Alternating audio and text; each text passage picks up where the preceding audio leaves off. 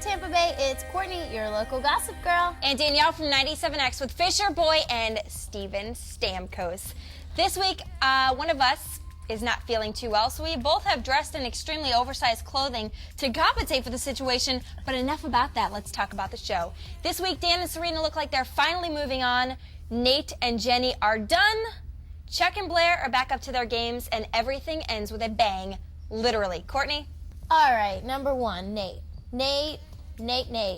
I know you love Nate. I do. But I think Nate may have more problems than little Jay and Vanessa because he's back and forth, and I think that makes him just as bad as the two of them lying and being deceitful. Okay, let's just say I'm very glad that Nate is now with Vanessa. I like Vanessa because she is not a hoe. Okay, moving on. Dan and Serena. What is going on? They always end up in the craziest predicaments. They get stuck in elevators. They end up meeting the exes or the exes' exes or the new boyfriend's exes. I don't know. I kind of have a weird feeling they're gonna, to take your words, do again. Well, let me explain to you a little something that I've learned about TVs and their storylines.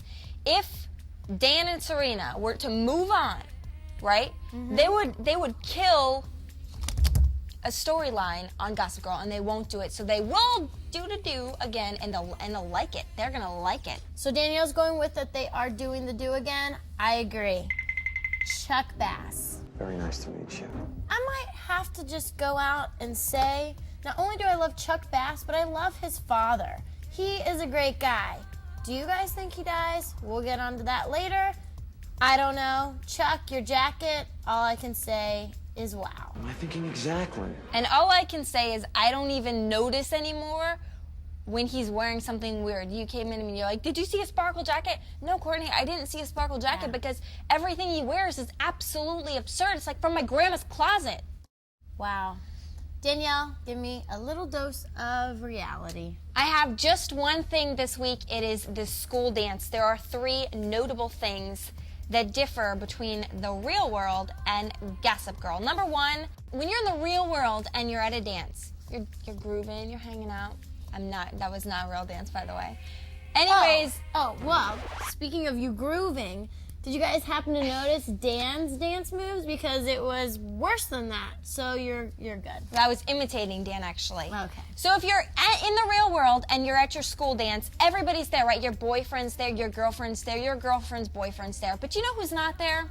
Your parents aren't there. But in Gossip Girl, your parents are all over that mother like a bat out of hell. That's what it's like, just like a bat out of hell. Number 2, when you're in the real world and you're at the dance, who's working the fancy lights? I didn't even have fancy lights at my school dance, but in Gossip Girl, we've got a spotlight, and the nerd is on the spotlight, ready to shine on Vanessa as soon as she gets there and humiliate her, which brings me to number 3.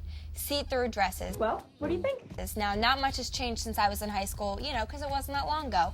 But when I was in high school, if a girl showed up in a see-through dress, I'm pretty sure everybody would be all over it in a positive way. The girls would be like, oh, that girl's a hoe, but they'd be having fun with it, right? The guys would be all over it. I don't see one guy that would be snickering or sneering. Not the case in Gossip Girl. Little Vanessa shows off her goods and everybody's appalled. I don't think so. I agree. We have a winner from last week. Congratulations, Ace. And the way the Ace won is because he blogged with us. Every week we ask you a question. You log on to CW44.com and answer it. This week's question, will Bart die? What do you think? I'm going to go with no. Can I see your mic? Thank you. I'm going to go with yes then. The logical me would say no. They have to, once again, keep the storyline running. But the part of me that read a magazine that says there's going to be a funeral this season, 2 + 2 = Bart, I think he's going to die. Nope. We'll see him next episode in the hospital or something crazy. Until next week, it's going to get exciting. Even more exciting. You know you love us. TTYL. XOXO.